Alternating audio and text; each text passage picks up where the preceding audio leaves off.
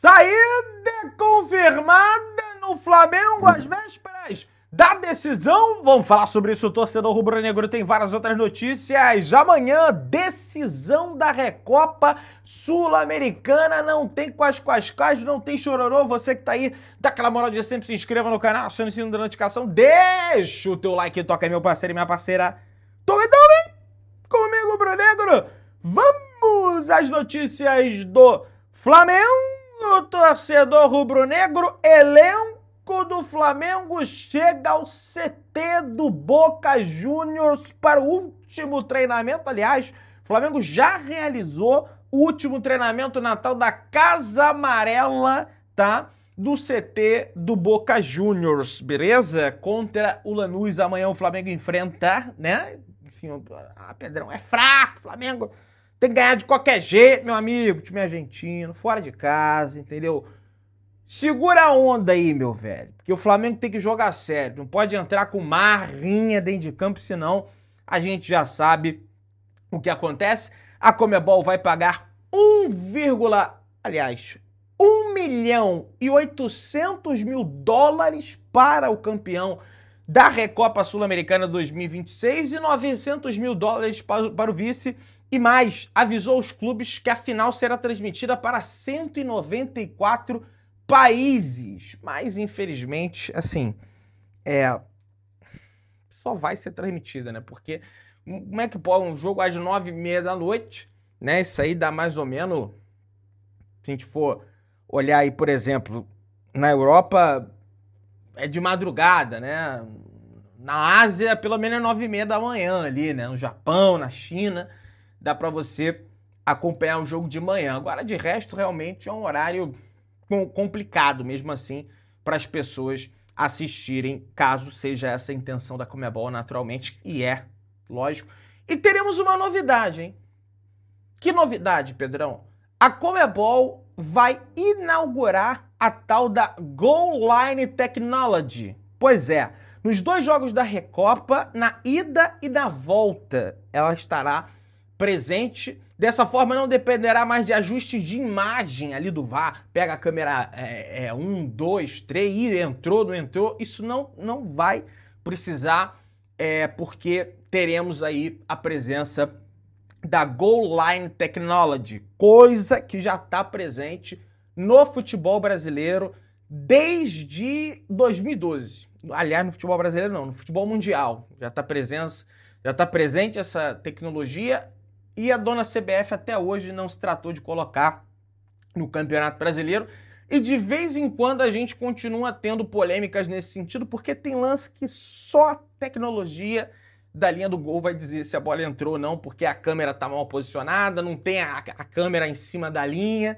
Também, se pelo menos metesse uma câmera ali em cima da linha, teria mais certeza, mas a goal line realmente não tem discussão. Árbitros e VAR estão certificados para poder apitar com o uso dessa tecnologia em ambos os jogos, tá? Até porque exige ali um aperfeiçoamento por parte do árbitro, né? Uma qualificação por parte do árbitro, porque senão ele não vai saber, né? Mas o relógio ele vibra ali na hora do gol, mas for dar isso aí para esses caras para arbitragem do Brasil, vai vibrar, ele vai achar que é o despertador, né? E vai deixar o jogo rolando, né? Enfim, vocês sabem como é que é a arbitragem brasileira. O Flamengo comunicou que restam apenas poucas horas para os torcedores garantirem com exclusividade um lugar no duelo decisivo. Aliás, em poucas horas, não restam mais, já venderam simplesmente, meus amigos, 35 mil ingressos para o jogo da volta no Maracanã entre Flamengo e Lanús, que acontece só na quinta-feira que vem, dia 26, pela Recopa Sul-Americana. O setor norte está bem perto de ficar esgotado, de ser esgotado. Em pouquíssimas horas vendeu essa quantidade de ingresso, promessa de casa cheia, naturalmente, para o estádio do Maracanã aí, mas espero que o Flamengo não dependa, sabe, de um placar de 2-0, ou então que consiga pelo menos um empate. Lógico que a gente quer que ganhe, mas se conseguir um empate, não acho que não tem que jogar para empatar, né? mas se conseguir um empate, eu acho que é um bom resultado, viu? Não vou descer a mamão, dependendo das circunstâncias também. Tá ganhando o jogo por 2-0. Aí os caras empatam 2-2, aí qualquer um vai ficar pé da vida, né? Mas, enfim, vamos ver o que vai acontecer amanhã. Não vamos fazer trabalho de futurologia aqui. O Flamengo voltou a se isolar como o clube brasileiro que tem mais vitórias desde 2025, com 53 vitórias, meus amigos. Um número, assim, realmente muito significante, né?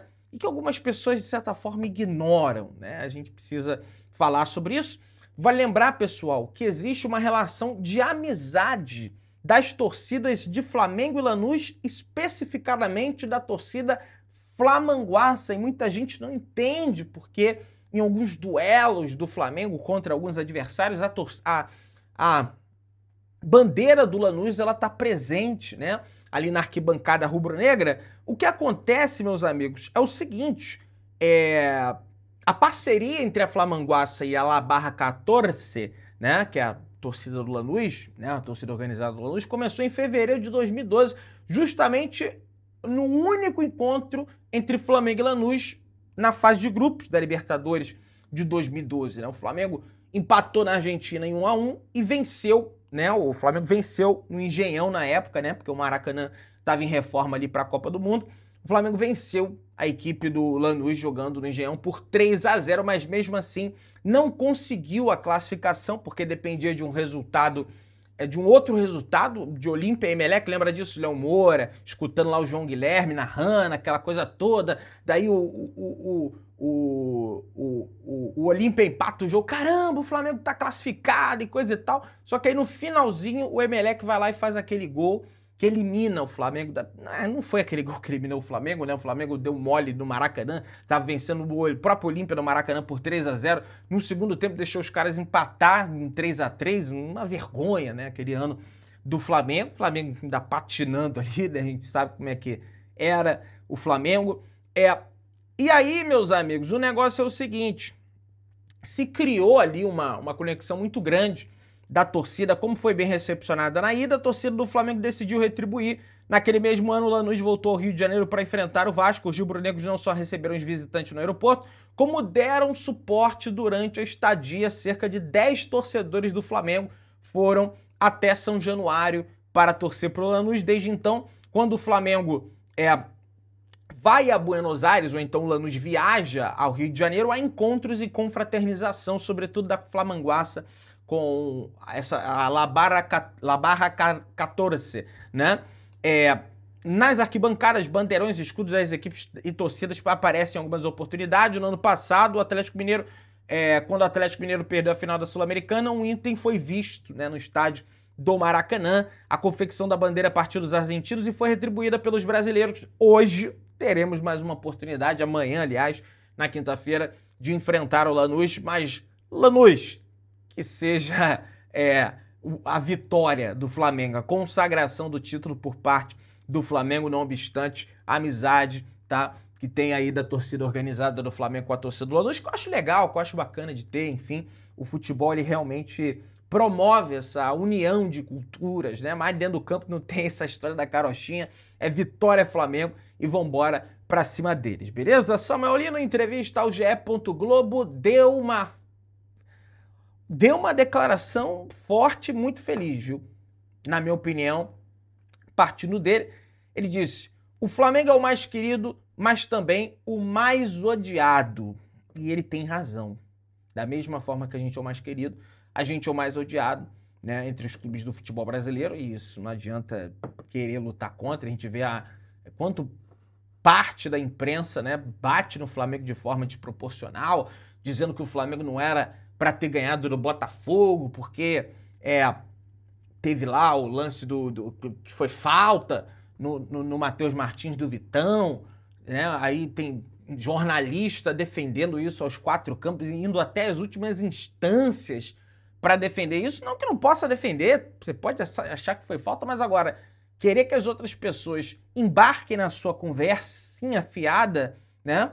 E que tenha a mesma opinião com você e, consequentemente, desqualificando a opinião de quem pensa contrário à sua, é realmente um absurdo, né? E a gente vê esse movimento nas redes sociais para uma situação que, cara, o Felipe Melo, no Sport TV, disse que não foi o Felipe Melo, né? Nem, sabe, um cara que jogava no Flamengo, coisa e tal, né? O Denilson achou que não foi falta também, vários outros jornalistas, por isso que eu falo parte da imprensa, para não virar um espantalho também, né, gente? Ficar, sabe, imprensa, que imprensa? Quem? Tem então, algumas pessoas aí, eu só não cito o nome porque o pessoal adora processo aí, mas vocês sabem de quem basicamente eu tô falando, tá? Pessoal, é o seguinte, tá acontecendo um movimento na imprensa, por parte da imprensa também, e de torcedores do Fluminense,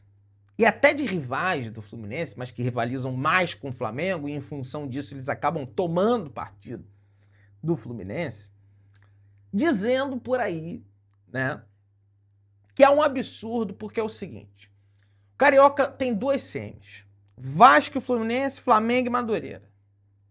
Só um desses jogos, ambas as partidas serão no Maracanã, tá? Vai ser Flamengo e Madureira. O jogo do Fluminense contra o Vasco, quando o mando de campo for do Vasco, vai ser no Engenhão. E na volta, né, vai ser no Maracanã, mando do Fluminense. E o Flamengo vai acabar tendo que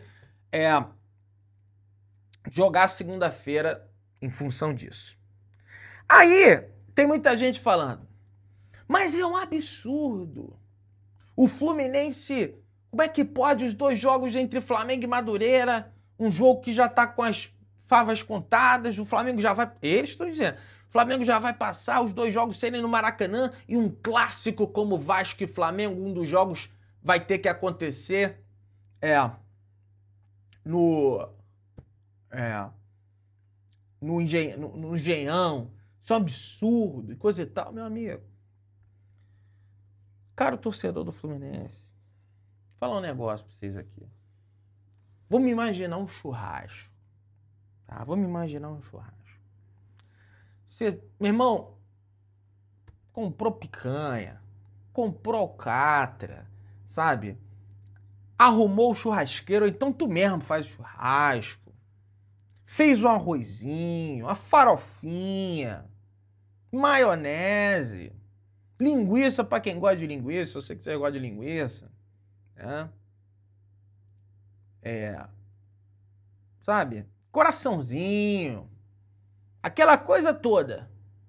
Aí você chama um amigo, esse amigo, não, pode vir, traz alguma coisinha aí e tal. O cara me vem, né? Se vocês beberem, o cara me vem. O pessoal que gosta da glacial vai ficar bolado comigo. Vem com 2 latinhas de glacial.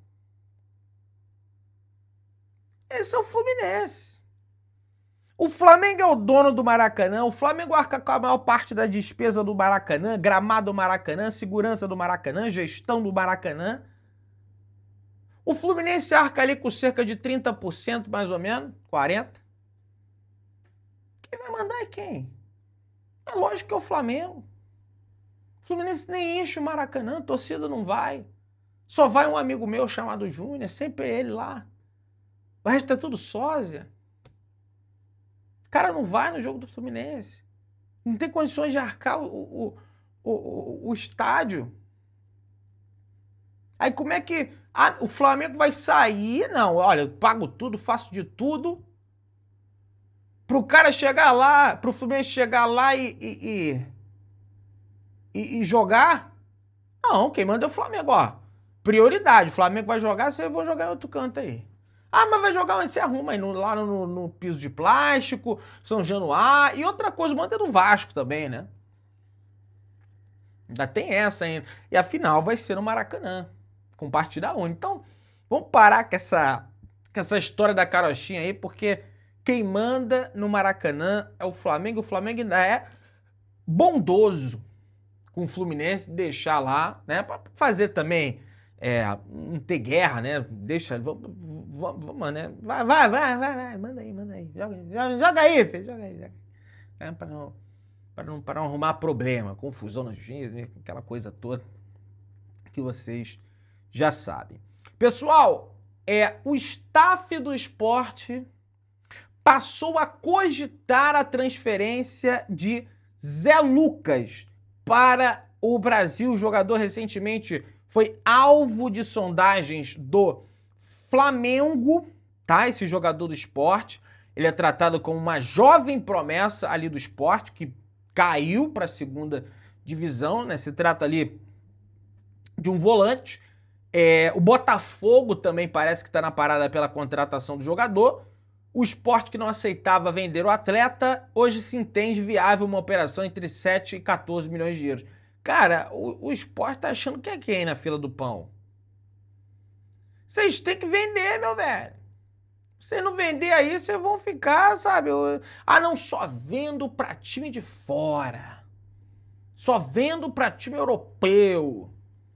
Né? Na época que o Flamengo procurou para contratar, eles disseram isso.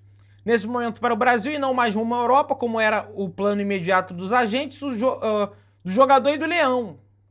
Rapaz, tem agente no futebol que eu não consigo entender. Não, só vai... Meu amigo, você tá tendo a oportunidade de ir pro Flamengo.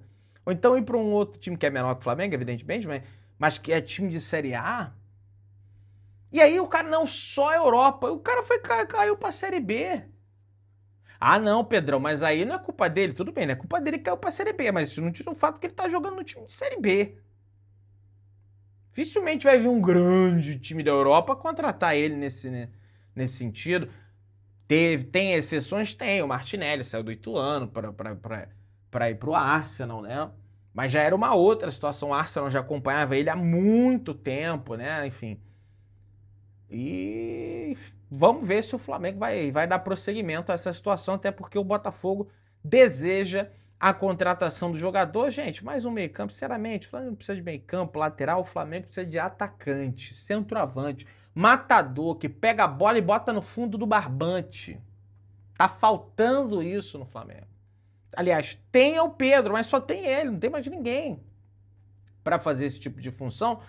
E aí deu me livre guarde, acontece alguma coisa com o Pedro, não tem ninguém, ou então o cara cansa, aí tem que botar Bruno Henrique, o Alacian que tá quase vendido, ou então improvisar o Plata, pra amanhã não tem nenhum Plata, que o Plata tá machucado, tá suspenso, né, em função da semifinal da Libertadores do ano passado contra o Racing no nosso cilindro.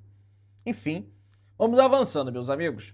Flamengo acertou, segundo o meu querido amigo Guilherme Flazoeira, em conjunto com o Flabase, a saída do zagueiro Iago Melo, do Sub-20 do Corinthians. Iago foi por um período capitão da geração 2007 do Flamengo. Ele tinha vínculo com o Flamengo até fevereiro de 2027. Antes do Corinthians, o defensor esteve próximo de reforçar o Ferencvárosi, da Hungria, pessoal, tá? Então, portanto, o atleta está de saída do Flamengo para a equipe do Corinthians. E tem uma outra situação sobre o Emerson Royal, tá? Muita gente aí falando sobre as sondagens que ele teve recentemente do exterior. A priori, Felipe Luiz não descarta o jogador ainda como peça ali, não exatamente não fundamental, mas como peça relevante ali pro Flamengo, tá? Pode ser que isso mude, mas o Flamengo não tem intenção de negociar o Emerson Royal nesse momento, beleza? Você que tá aí daquela moral de sempre, se inscreva no canal, aciona o sino da notificação, deixa o teu like, tamo juntão, saudações rubro-negras.